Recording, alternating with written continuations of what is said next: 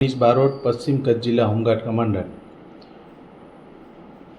આજરોજ પશ્ચિમ કચ્છ જિલ્લા હોમગાર્ડ કચેરીમાં જે જૂની મામલતદાર કચેરી તરીકે ઓળખાતી હતી અને જૂની ટંકશાળા તરીકે ઓળખાતી હતી, મારી 6/3/2024ના જિલ્લા કમાન્ડન્ટ તરીકે નિમણૂક થયા બાદ ભુજ શહેર યુનિટમાં આપ જોઈ રહ્યા છો આ ચેમ્બર બનાવેલી હતી મારી.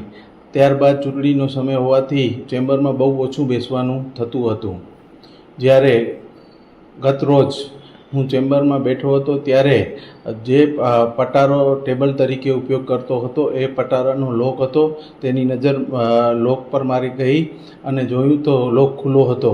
ત્યારબાદ મેં મારી કચેરીના બધા જ સ્ટાફને બોલાવી અને પટારો ચેક કરતાં જોયું તો અંદર હાથી અને બીજી અનેક વસ્તુઓ પડી હતી.